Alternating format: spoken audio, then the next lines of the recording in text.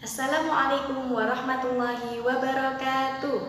Bagaimana kabar kalian hari ini? Semoga kita senantiasa dalam lindungan Allah Subhanahu wa taala. Nah, dalam video pembelajaran hari ini, saya akan menyampaikan materi yang berjudul Prinsip dan Praktek Ekonomi Islam. Nah, sebelum memulai pelajaran hari ini, marilah kita awali dengan bacaan basmalah bersama. Bismillahirrahmanirrahim. Di dalam praktek ekonomi Islam terdapat istilah muamalah.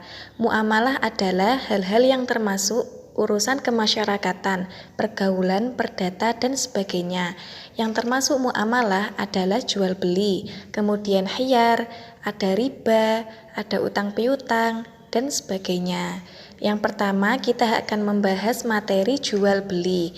Jual beli menurut syariat agama ialah kesepakatan tukar-menukar sesuatu dengan sesuatu yang lain, sebagaimana firman Allah dalam Quran Surah Al-Baqarah ayat 275.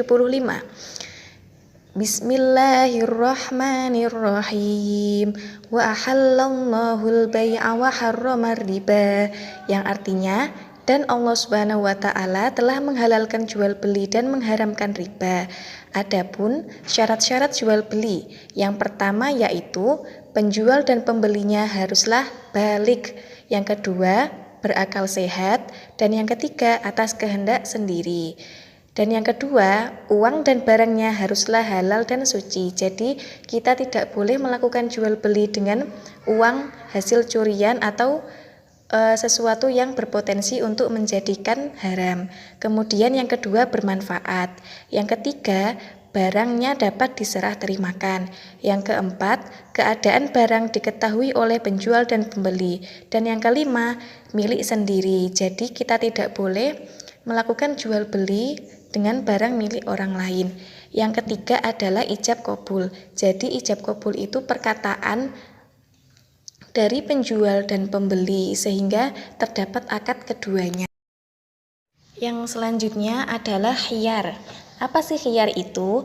Khiyar adalah bebas memutuskan antara meneruskan jual beli atau membatalkannya. Jadi di dalam jual beli itu kita boleh meneruskan atau membatalkan jual beli. Islam memperbolehkan melakukan khiyar karena jual beli haruslah berdasarkan suka sama suka, tidak ada unsur paksaan sedikit pun. Kemudian macam-macam khiyar. Ada 3 jenis khiyar. Yang pertama yaitu khiyar majelis, yang kedua yaitu khiyar syarat, dan yang ketiga khiyar aibi atau cacat. Yang pertama adalah khiyar majelis. Khiyar majelis adalah selama penjual dan pembeli masih berada di tempat berlangsungnya transaksi tawar-menawar. Jadi, keduanya berhak memutuskan atau meneruskan kegiatan jual beli. Yang kedua yaitu khiyar syarat. Khiyar syarat adalah khiyar yang dijadikan syarat dalam jual beli. Misalkan seperti ini. Saya jual barang ini dengan harga sekian dengan syarat khiyar 3 hari. Jadi maksudnya penjual memberikan batas waktu kepada pembeli untuk memutuskan jadi atau tidaknya membeli barang tersebut dalam waktu 3 hari. Dan yang ketiga yaitu ada khiyar aibi atau khiyar cacat. Jadi misalkan kalau kita membeli barang, kemudian kita menemukan cacat pada barang itu, kita diperbolehkan untuk mengembalikan barang kepada si pembeli. Karena dengan adanya cacat pada barang, itu kan dapat mengurangi kualitas nilai barang tersebut, sehingga kita boleh mengembalikan barang itu. Dan yang selanjutnya adalah riba. Menurut bahasa, riba artinya tambahan. Sedangkan menurut istilah, riba adalah bunga uang atau nilai lebih atas penukaran barang. Hal ini terjadi dalam pertukaran bahan makanan, kemudian perak, emas, dan pinjam-meminjam. Apapun bentuknya, riba itu hukumnya haram. Sebagaimana hadis yang diriwayatkan oleh Muslim bahwasanya Rasulullah mengutuk orang yang mengambil riba, orang yang mewakilkan, orang yang mencatat, dan orang yang menyaksikannya. Mengapa sih kita disuruh menghindari riba? Karena dengan riba itu merugikan salah satu pihak, sehingga kita tidak diperbolehkan untuk memakan riba. Kemudian ada macam-macam riba, yaitu riba fadl, riba qard, ribayat, dan riba nasi'ah. Yang pertama yaitu riba fadl. Riba fadl adalah pertukaran barang sejenis yang tidak sama timbangannya. Misalkan, cincin emas 22 karat seberat 10 gram ditukar dengan emas 22 karat namun beratnya 11 gram. Jadi, ketidaksamaan itulah yang dinamakan riba. Dan yang kedua ada riba qard, yaitu pinjam meminjam dengan syarat harus memberikan kelebihan saat mengembalikannya. Jadi misalkan saya meminjam uang kepada si A, kemudian si A berkata nanti kalau mengembalikan harus dikasih kelebihan 100.000, misalkan seperti itu. Jadi itulah yang dinamakan riba qard karena adanya kelebihan untuk mengembalikan barang atau pinjaman. Yang ketiga yaitu ribayat, yaitu akad jual beli barang sejenis dan sama timbangannya, tetapi penjual dan pembeli berpisah sebelum melakukan serah terima. Contohnya seperti ini, misalkan penjualan kacang atau ketela yang masih di dalam tanah, kan barangnya belum jelas, jadi itu yang dinamakan ribayat. Yang keempat yaitu adalah riba nasi'ah. Riba nasi'ah adalah akad jual beli dengan penyerahan barang beberapa waktu kemudian.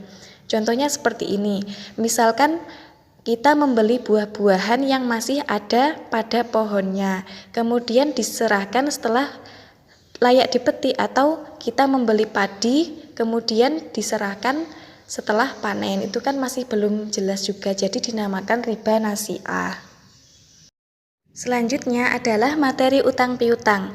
Utang piutang adalah menyerahkan harta dan benda kepada seseorang dengan catatan akan dikembalikan pada waktu kemudian.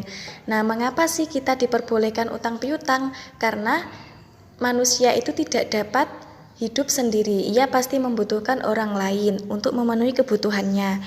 Memberikan utang kepada seseorang berarti menolongnya dan sangat dianjurkan oleh agama.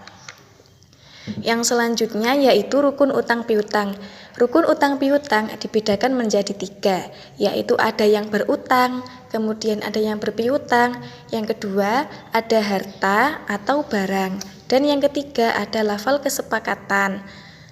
Untuk menghindari keributan di kemudian hari, Allah menyarankan agar kita mencatat dengan baik utang piutang yang kita lakukan, sebagaimana Quran Surah Al-Baqarah ayat 280 yang berbunyi Bismillahirrahmanirrahim wa in kana dzu usratin fanadhiratun ila maisarah wa an tasaddaqu khairul lakum in kuntum ta'lamun, yang artinya, dan jika orang yang berutang itu dalam kesulitan, maka berilah tenggang waktu sampai dia memperoleh kelapangan.